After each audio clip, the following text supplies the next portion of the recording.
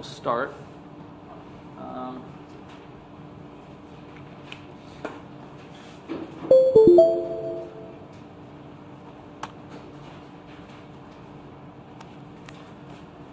right.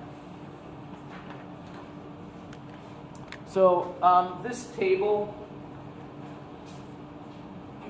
I mean, this is good. It's a good review to read over. I'm not going to go over it, but I think there's some really good information here about, this is the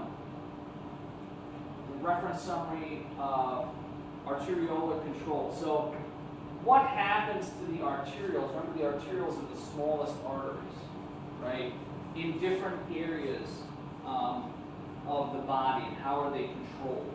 So essentially, what kinds of combinations of alpha and beta receptors are on there, and what do they do when there's high activity of the endocrine system, especially the epinephrine part. So that's what these two slides are. I would read them over, but I don't think going through them together is a good use of our time. All right, about vessels. Talk a little bit about vessels today. All right, this is looking at a blood vessel. In this case, it's a capillary. Right, capillary only has one layer. Okay. So you have these endothelial cells, right, and that's the one layer. Now, in arteries, other arteries, and in veins, you have three layers. So we do this a lot in anatomy, and you have an outer layer, you have a middle muscle layer, and then you have this endothelial layer, okay, which is the part that helps it causes the dilation and the contraction of the muscle. Capillaries cannot, for your purposes, cannot dilate or contract. That's not 100% true, because there's some mechanism for some, but they're an exception to a rule. So for your understanding, capillaries, they don't dilate, they don't change their size. They can't, because they're not surrounded by muscle. They need the muscle to do it. Again, it's not 100% true. I'm telling you a little white lie. There is an exception to this rule. You don't need to know it in this class. So you've got these endothelial cells, right? You've got some exocytotic vesicles, and you have these channels. In capillaries, you have lots of channels. So capillaries, water moves in and out of capillaries. Most fluid moves in and out very easily.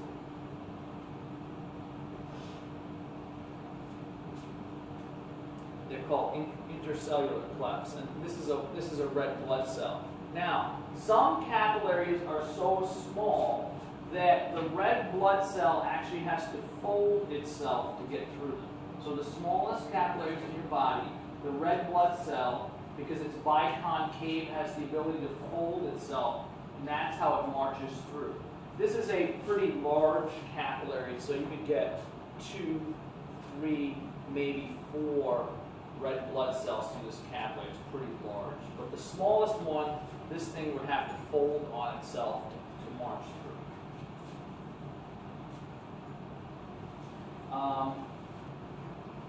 The capillary walls are a single endothelial cell. When we get to the kidney actually is 2 layers thick. The capillaries in the kidney. All right? And there's a reason for that. And when we get there, we'll talk about it. So those capillaries in the kidney are specialized because of the forces that are involved in getting blood to be filtered in the kidney. Your general capillaries don't look like this. There's another type of capillary called a sinusoid. I call it the Swiss cheese vessel. And those occur in the parathyroid gland, in the liver and spleen and the bone marrow. And they're big. See these holes here, these intercellular clefts? Well, the sinusoid has big enough holes that an entire red blood cell can go through it. So that's a third type. There are 3 types of major capillaries. So capillaries, the primary point, this is the most important part, of exchange between blood and the interstitial fluid. So most of the exchange in your body occurs between the capillaries and the tissues. So there are capillaries everywhere. They have to be. So the point between any cell and a blood vessel is very, very small. the distance. And the more, for instance, one of the advantages that if you're an athlete, if you're a trained person, that you have over an untrained person is you build up a higher capillary density. The more capillaries you have, the closer the blood vessel is to every cell in the body, the faster the exchange of nutrients and waste. That aids in recovery, right? It aids in recovery. So those are good things. The less trained you are, the fewer of them you have, the longer it takes. So when you're talking about training adaptations, this is one of the major adaptations that occurs, and it can occur very, very quickly and continue to occur over years, where people have a denser and denser and denser capillary beds, and they heal very fast, and they also recover very fast.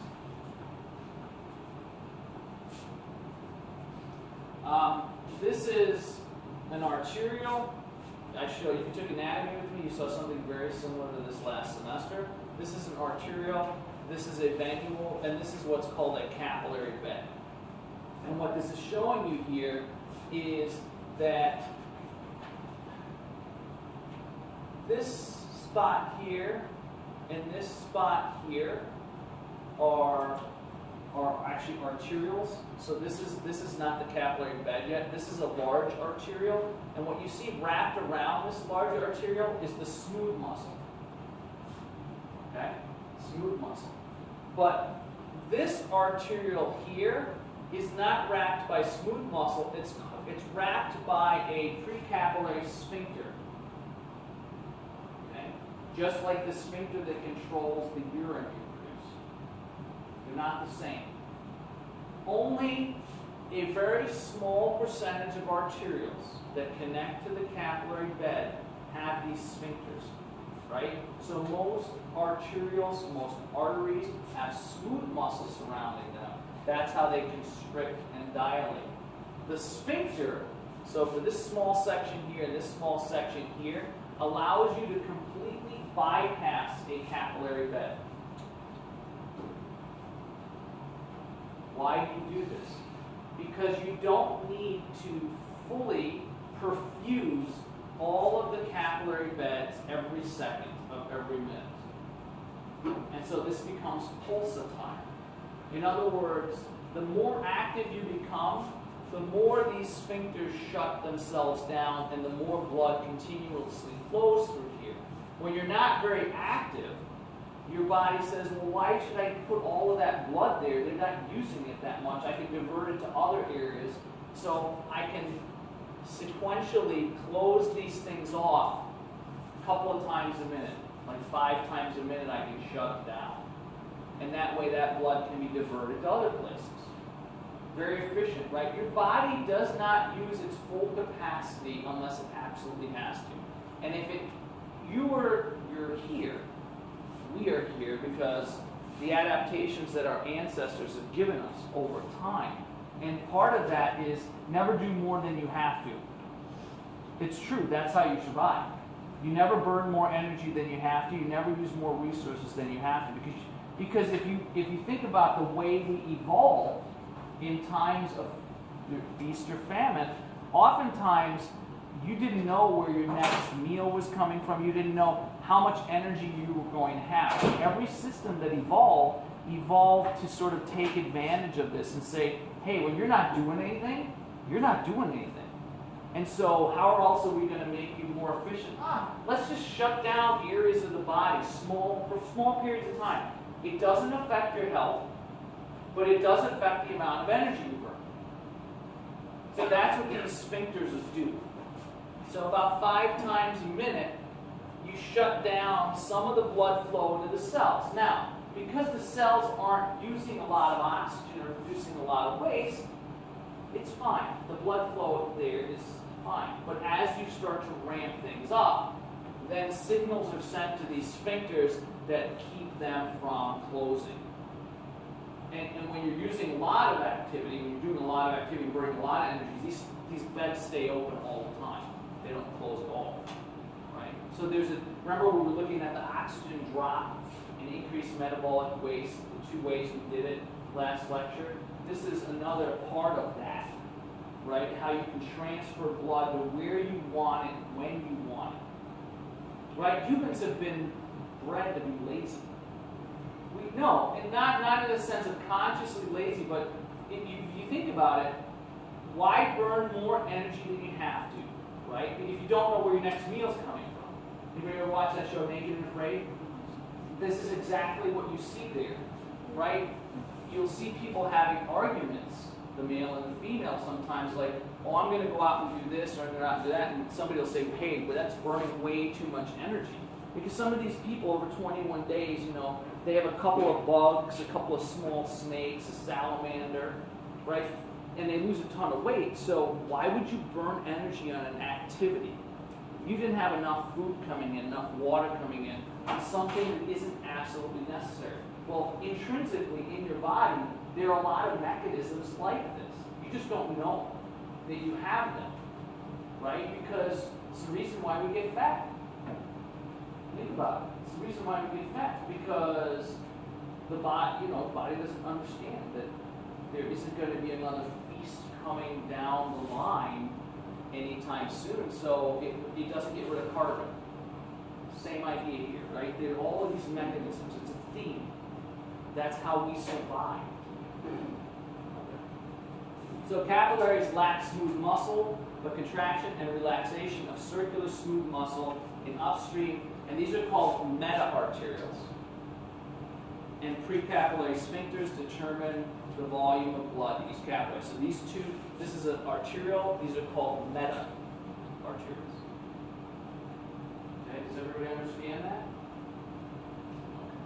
Good. This is looking at a little bit about blood flow. So, as you go from, these are arterioles here, and these are capillaries. Okay? This is the distance moved from here to here in an arteriole in 1 minute. And notice that there are 1, 2, 3, 4, 5, 6. And those 6 can represent 6 blood cells. They're a unit of blood flow. You can think about these 6 marbles any way you want. It's just a way to compare apples to apples, right? So this is how much blood you move in a minute through this arteriole. Okay? If you look at how much blood you move in each of the capillaries that is directly connected, there are 1, 2, 3, 4, 5, 6. 6 capillaries that come off of this one arteriole. So in 1 minute, each one of these capillaries pumps out one of these balls. Right? And how is that possible? As you go from a large vessel to a smaller vessel, the speed of the blood in the smaller vessel slows down, right? And that's what we're seeing here, right? So mean velocity. So you go from the aorta, it's the largest artery, and as you go down to the capillaries, which are the smallest blood vessels, look at the speed. This is 30 times greater. Does that affect, the decrease by 30 times in speed, does that affect the amount of perfusion, meaning the amount of blood that gets to the areas, the cells? No, it doesn't, right? Because you don't have to move the blood in these small capillaries very fast. Why? There's one answer. Yeah? Because of the surface area. There's more of them. There are so many capillaries that every time you move a small volume of blood, that's all you need to do. But with the aorta, there's only one. So here's a tricky concept. It sort of is, it sort of isn't. It's tricky in terms of, over the years I've noticed that students get confused, but it really isn't. So the speed in a very large vessel of a fluid is always going to be higher than that of the speed of an individual. So what I mean is, if I take the aorta, let's say this is the aorta, right? And then this is a capillary. And I measured the velocity through this of blood and the velocity through this. this is always going to be higher. Does that make sense? That's what this graph says. That the velocity of the blood through the aorta versus that of a capillary is higher. Now, is the amount of blood flow through the aorta, and I don't know how many you'd have to have here. A lot more than this. You can make up for that because of, like Chelsea said, the number of vessels, essentially the cross-sectional area. So you even it out as you get to smaller and smaller vessels. In order to have the same amount of blood flow, right, you're just going to have more of them. So if you're comparing all of the capillaries to all of the arteries, the big ones to the smallest ones, the blood flow is the same. Right? Because the cross-sectional areas here are very small, but the cross-sectional areas here are very large. There's a lot more of these than these. And essentially the blood flow to any given area is identical. What's coming out of the left ventricle into the aorta is essentially what all of your cells in your body are seeing. They're not seeing the speed and they're not seeing the pressure, but they are seeing the flow because of the number of vessels. So vessel to vessel, large vessel always has more velocity of blood than small vessel. But when you look at overall surface area, the number of vessels total, the blood flow is exactly the same. It has to be. And that's what this is showing, right? 1, 2, 3, 4, 5, 6. And the big one, you take 6 small vessels, 1, 2, 3, 4, 5, 6 here, the blood flow is identical. Anybody not understand that? It's not, once you get it, it's not difficult, but sometimes it's hard to wrap your mind around it. All right, so 6 balls per minute mandates 6 balls per minute out. So 6 balls in, 6 balls out. That's what that means. So whatever's coming out of the left ventricle, blood flow wise, cardiac output wise, you can think of it in terms of cardiac output. It has to be at the cells, cardiac output. Liters per minute. This is just showing the transfer. This is muscle, right? And a lot of this should be obvious, right? You're producing carbon dioxide, and that's leaving down its electrochemical gradient. And O2 is going to be low in the muscle as you use it, so that's also going down its electrochemical gradient. This is true simple diffusion because it's a gas. This is not facilitated in any way. All right. This we've already seen. We're not going to go through the whole rigmarole again with osmolarity, right, and fluid transfer. One thing I do want to talk about here, so you've got the plasma in the interstitial fluid, right? This is in your blood vessels, all of your blood vessels. This is interstitial fluid. Is you have absorption and you have filtration. And there are all of these forces. I don't think we talk about it here, but when we get to the kidney, there are forces. Absorption forces and filtration. The big difference between these two terms, right, between these two terms is that filtration is working on hydrostatic pressure.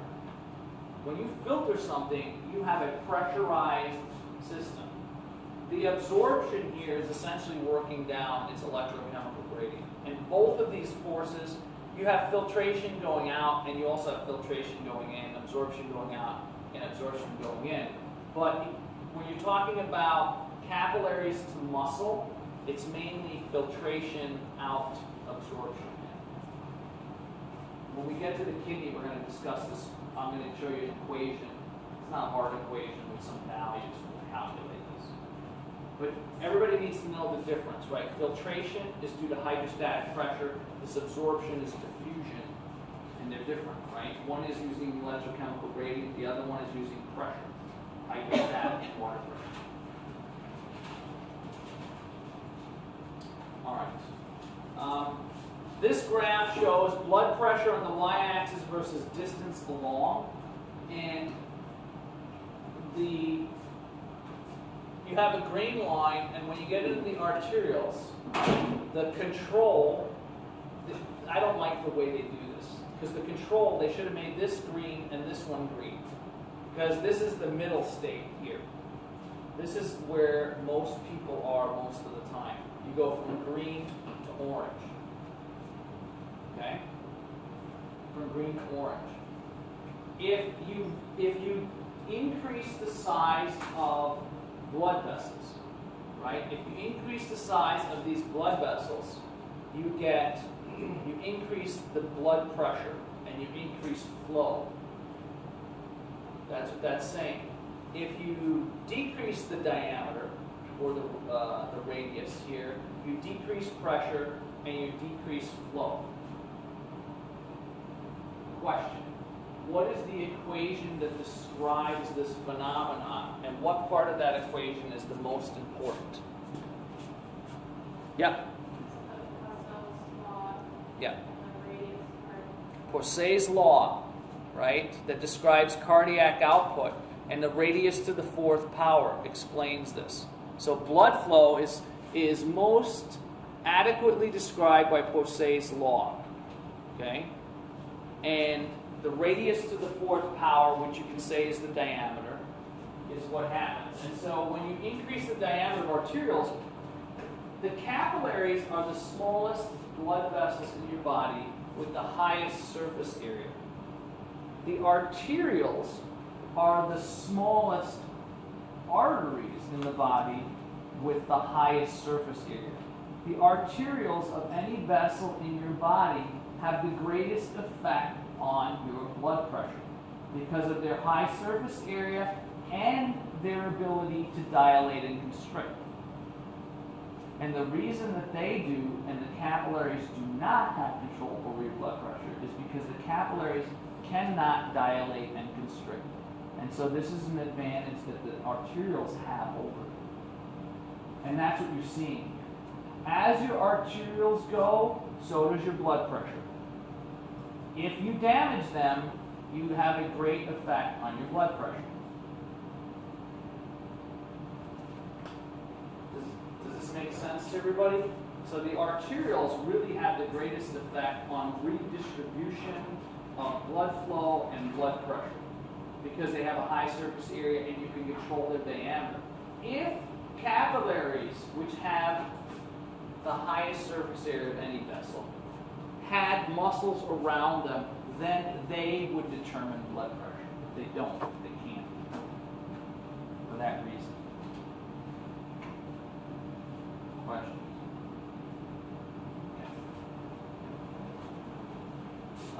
At rest, 60% of your total blood volume is in your veins. So as you're sitting here right now, most of the blood that is in your body is in the veins, which means most of the blood is essentially in a reservoir.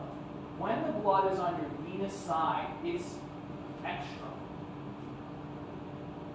It's extra. It's not doing very much. So only 40% of the blood, as you're sitting there right now, is necessary for you to stay alive and healthy and well. So the venous side of your blood is a volume store. You store 60% of your blood on your venous. It's harder to think about that way because blood is constantly flowing through. But if you think about the pressure on the venous side is so low that it's flowing very, very slowly. But the volume is so high that it doesn't have to flow fast. Does that make sense, everybody? So as you're sitting here right now, most of your blood is not really in circulation. It is, but it doesn't do much. It's really what's from your arteries to your capillaries that's doing all the work. And then from the capillaries to the right atrium, it's got to get back, but just enough so that you can keep yourself alive. And you can take a look at the breakdown here. 9% is in the heart, right? 12% is in the pulmonary circulation, only 11% in your arteries, 7% in the arterioles and capillaries. So even in your capillaries, where the major exchange occurs from nutrients, it's only 7%. It's not that high to keep you alive. That's how efficient you are. Think about it. When you really start thinking about yourself as a machine, it is amazing how efficient you are as a machine. You only need to have 7% of your blood in the smallest vessels that are really close to any cell to keep yourself alive and healthy. That's it. At rest. That's it. That's not a lot at all. That's super efficient.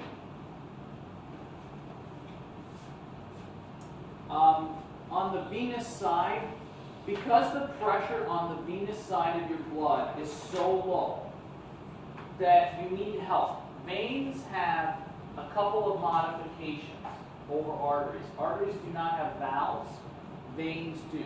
And that's because when blood moves from this side of a valve to the next, it will start to move backwards. The valve shuts, and it won't go backwards. Now, in addition to the valves, because they're really flimsy, veins are really, really flimsy, right? They still have 3 layers, but they're really, really thin. The muscles moving around helps blood get back to your heart. And so every time I walk, the contractions in my calf muscles will squeeze the veins just a little bit, and they will pump blood up.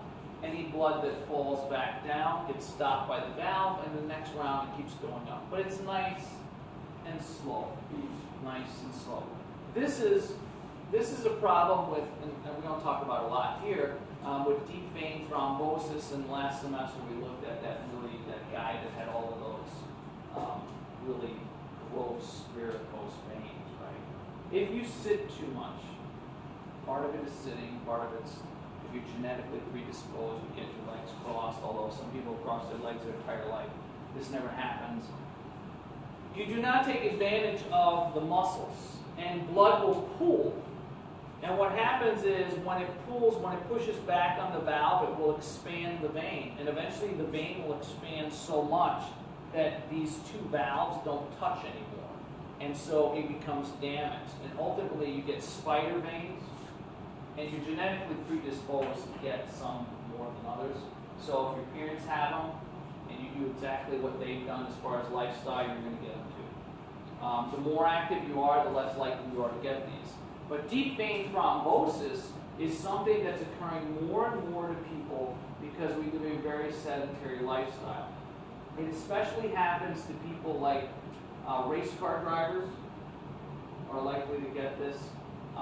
It's happening to a lot of professional athletes now, and the reason that it's starting to happen is because they spend so much time flying, going up and down, and sitting for hours on end. The further and further they fly, the longer you sit, the more this becomes problematic. We had a student here 5 years ago who went to China, and she was one of my students. She's now in medical school. She came back from China, and she had this happen to her because she was sitting. The flight from China to Chicago was a long flight, and so when you go to places like China, Japan, India, Australia, one of the things they do now is they give you sheets to do exercises. You have to move around. You actually have to get up and move around because the blood is becoming so viscous because we generally live in. If we didn't live a sedentary lifestyle, this would be a big deal. So 20, 30 years ago, 40 years ago, this was never an issue. It didn't happen to people because they were moving all the time. So if you sat for 5 hours, they call that vacation, right? That doesn't happen. We sit all the time now. We call that work. And so the blood then pools, and it can become a clot, even though it shouldn't be. And then that causes problems down the line, and then you have to get rid of the clot, and you have to be really careful because if you break it too soon, you can cause what's called an embolism. If an embolism goes to like the coronary arteries, it can kill you. You get pulmonary embolism. So moving around, the veins really require you to move around, not a lot, not jumping around, just moving around just a little. The more you move around, people that are fidgety tend not to have this happen to them because they're constantly moving around, whether they know it or not. Okay? So some things to know about veins. You should know some differences between arteries and veins. The number of layers is the same. Arteries don't have valves. Arteries tend to have thicker walls. They withstand high pressures. The veins have a very high volume. They can expand. One of the things we haven't talked about yet is compliance. And compliance is, the veins are very compliant. So compliance is the change in volume over the change in pressure. It's another one of these thought equations, but you could actually calculate it. So you have a high compliance, and you talked about this with Dr. Miller in respiratory, because the lungs are very compliant. All right? You have a high compliance with a small amount of pressure applied. You have a big change in volume. So when you apply a small amount of pressure to the veins expand. If you apply a small amount of pressure to the arteries, they don't expand. The example would be a very thick, hard rubber band. Right? A very thick, hard rubber band is not very compliant. Right? Because you apply a little bit of tug, and it doesn't do anything. But it has a high amount of resistance. You got to apply a lot of tug, and then the recoil is great. But so that's an artery. You get a flimsy rubber band, right? You put a little bit of pressure and it goes whoop, right? But then the recoil is very, very. So compliance is, I like to think about it like stretchability.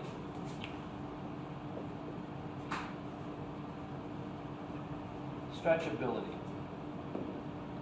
So your heart is really unique in that your heart at rest is highly compliant. But as soon as you start isometric contraction, the compliance drops significantly. It stiffens. And so it's an organ that can change its compliance. Your blood vessels can't do this, right? Arteries are not very compliant. Veins are very compliant. Arteries have a high resistance, right? They're thick and strong. Veins don't have a high resistance. But your heart changes. Diastole, it becomes super compliant so that blood can fill it easily. And then as soon as isometric contraction starts, it stiffens, the compliance goes away, and it's able to pump really, really hard, right? Because when blood comes in, you want it to fill the chambers very easily. But when blood leaves, if it's compliant, the heart, would you be able to pump out as much blood? No. So it has to change. Hearts are very, very interesting. If you start looking in the animal kingdom, it's very, very interesting. Wish we could do a comparative phys course here. Dr. Burns did one for a while. But for instance, crocodilians have their heart can change from 4 chambers to 3 chambers. The heart is one of these organs that has adapted in different species, so they mostly don't do anything. And they've become even more efficient than you and I. They can actually bypass their lungs most of the time. So the blood that comes back to their right atrium doesn't always go through the lungs. Doesn't have to. They don't burn enough energy most of the time. As soon as they become active, it's like a transformer. The heart transforms into a 4-chamber heart. Now the blood starts going through the lungs and everything gets amped up. Really, really cool. Your heart doesn't have that ability, but it does change. It does change its characteristic. It goes from being very, very compliant when it needs to be becoming very, very stiff when it needs to be. Lugged up, compliant, stiff, compliant, stiff. Neither one would work. So a stiff heart would not work in diastole, but a compliant heart would not work during systole. You start thinking about it, it's really, really cool. The fact that it can do this, and you're not aware of it one bit. It just does it automatically, right? But blood vessels cannot. The compliance that they have under healthy, normal circumstances stays like that. Now, under pathological conditions, like atherosclerosis, which is hardening of the arteries, then they stiffen and they lose their compliance. But this is a pathology. The arteries are becoming stiffer because of fat and inflammation and damage. That's a bad thing. So the arteries then lose their compliance, and even more, and so do the veins.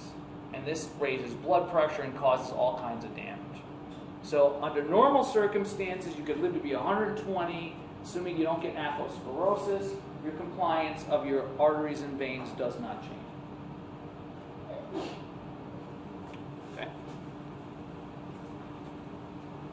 So we take a look at this. So we're going to talk a little bit about this. We're going to do case studies.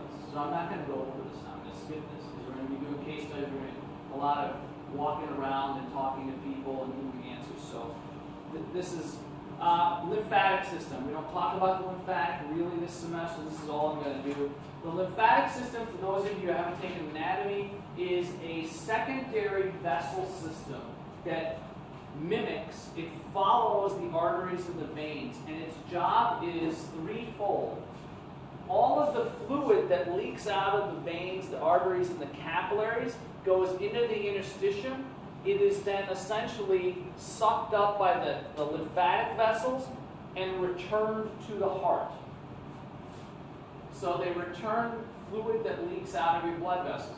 If your lymphatic system doesn't work, you would swell, because all of that fluid would stay in the muscles and the organs. So one is to return fluid that is leaked out of your cardiovascular system back to it. Two, it is part of the immune system.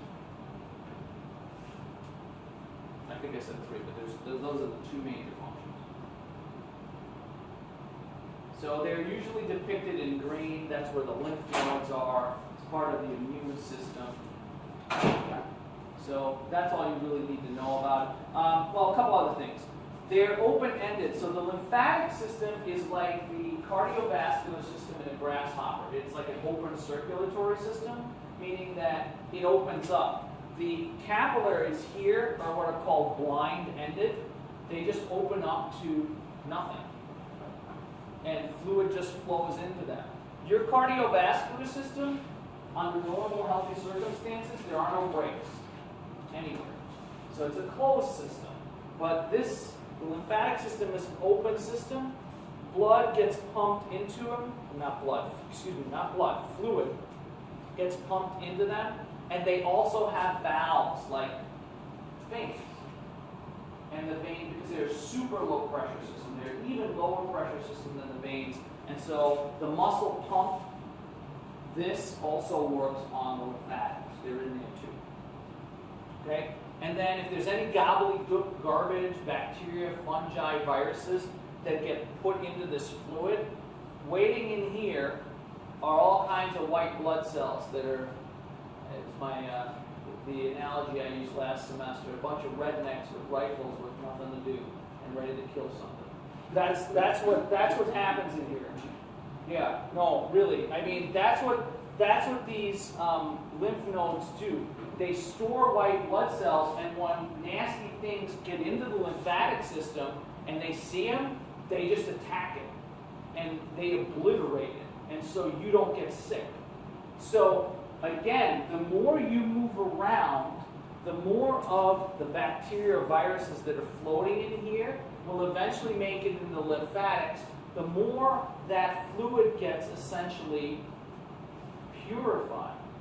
The more you sit, the less the fluid goes through this system, and the less those white blood cells can destroy these bacteria and viruses. Another reason why people that are more active tend to get sick less, because they have a better lymphatic circulation.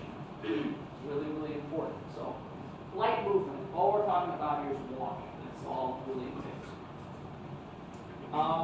We've already talked about this vasodilation, vasoconstriction. So, and you already know that this is determined how much blood flows, how fast blood flows through your circulatory system is determined by the difference of the blood pressure coming out of the left ventricle and that in the right atrium. Whatever the difference in that pressure is, the pressure head, the bigger the difference, the faster the flow. That's all this is showing you. Okay, this is not to scare you. I don't expect this on this exam.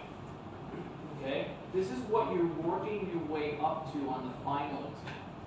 These types of diagrams, where you can see interconnections between lots and lots of different things. I will not ask you something like this on this next exam. You're not ready yet. But in a little few weeks or so, you're going to be ready. But you're not ready for this yet. But you can start to see, take a look at these, especially when you're studying for the final, of how you're going to have to start to think about physiology and how everything interconnects.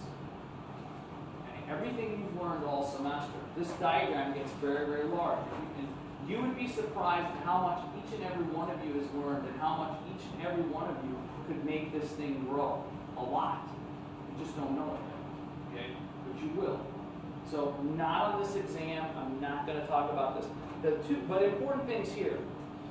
The important thing is that there's two things that are being controlled here. It's that the mean arterial pressure equals cardiac output and total peripheral resistance. Remember, mean arterial pressure is 2/3 diastolic plus 1/3 systolic. So cardiac output, the total peripheral resistance is the entire resistance of your circulatory system. The whole body. It's total. The amount of resistance. Right? And the higher the resistance, the higher the pressure. Right? The higher the cardiac output, the higher the pressure. And if you start manipulating these, you can either lower or raise mean arterial pressure. The two most important things your cardiovascular system wants to do is control mean arterial blood pressure and cardiac output. It will defend those most rigorously because those are the things that are going to keep you alive. You have to have enough pressure and you have to have enough blood flowing to keep you alive. Those are the two most important things. The third that it adjusts is this total peripheral resistance. But you don't want this to be too low or too high. Okay? So you should know this. I think it's in the equations. You should know what this equation is. All right, again, this we're not going to worry about here. The baroreceptors. The baroreceptors are located in two spots, two main spots. In the carotid arch, the bifurcation here, in the aortas, there's also baroreceptors in your kidneys and on the venous side. But these are the two. The two big ones are here. The baroreceptors are pressure sensors that are in your neck and in the aorta. If the blood pressure drops too much, the baroreceptors will help bring it back up. If the blood pressure goes up too much, the baroreceptors will help bring it back down. And so the baroreceptors are monitoring your blood pressure every second of every day. They're designed for short-term adjustments in blood pressure. And you should know where they're located. This is what's called the bifurcation. This is where the internal and the external carotid artery break. Right? This is the internal and this is the external. This is the common carotid. Why would you put blood pressure sensors, the two most important, but not the only two? Why would you put them here and here? This one being the most important. Why put the most important one right here? Right here. There's one on each side. Why put them there? Why not put them at your feet?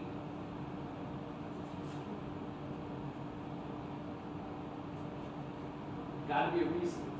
Nature doesn't do anything without a reason. Yeah, Dave. If your brain doesn't get perfused, what happens to you? You pass out. No, first you pass out. You eventually die. You pass out. That's what's going to happen.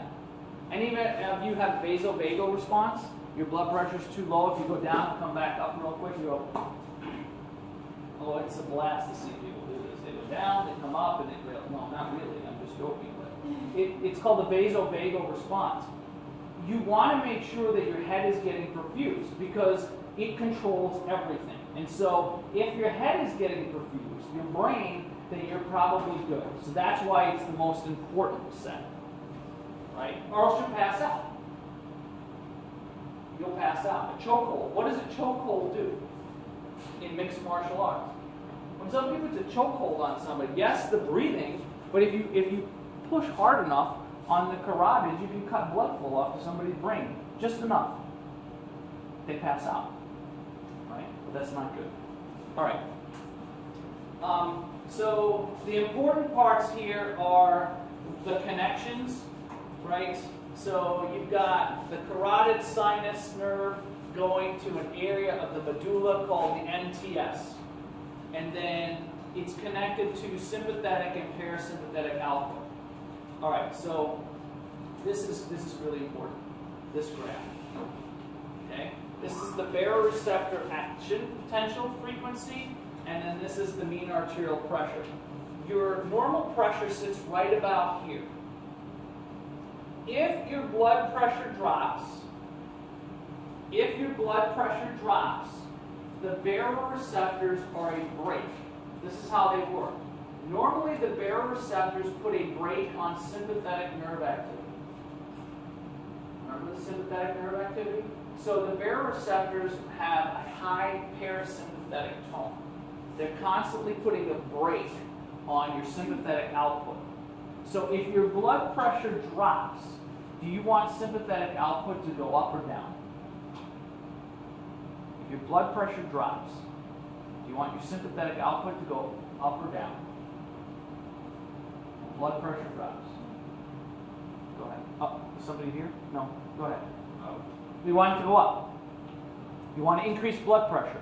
Sympathetic output increases. So in order to do that, the baroreceptors have to release.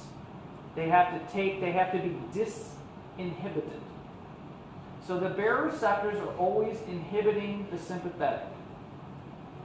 When they disinhibit, they release their brake. Sympathetic activity goes up, blood pressure goes up.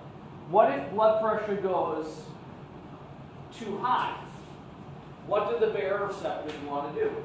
Do they want to inhibit more or inhibit less?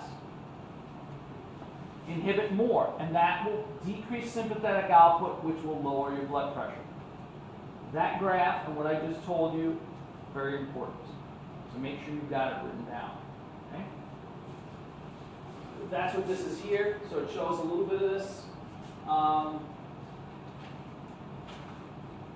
think that's it. No, this is the last thing that I wanted to talk about. Remember the one, we looked at the changes at rest, and I said just know the percentages. This is the changes at exercise. You should know this. So in case I ask, what is the change between rest and exercise? You don't need to know the amounts of volume, just the percentage. So at rest, your brain is getting 13% of cardiac output, but during exercise, it only gets 4%. So it decreases a lot, right? Your brain doesn't really need a lot of blood flow when you're running away from a tiger, right? There's not much to think about. Just run really, really fast. Or hope at least that you can outrun the person that's behind you. That's really all you need to do, right? You don't need to outrun the tiger, just the person behind you. It's kind of a way of looking at it. Okay, that's it. That's all we're going to go up to. Everything that's after this, and this is slide 75 of 92, is redundant information. We've either already talked about it or it's not that important. Okay, you have everything you need to know for this exam. So, on Friday, case studies. You can work with your groups if you're comfortable with your groups here at each table. I'm going to give you case studies. I'm going to come around. I want people to be very active, learning.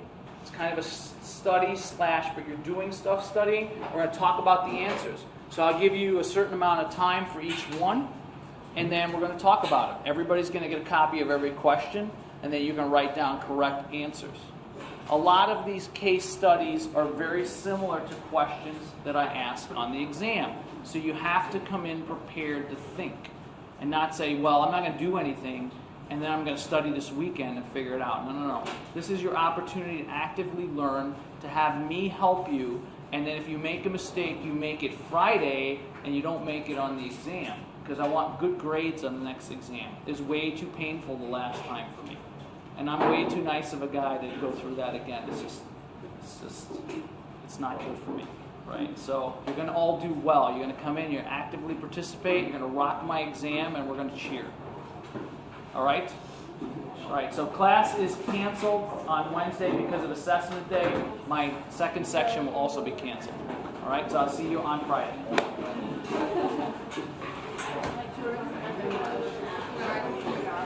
Yeah.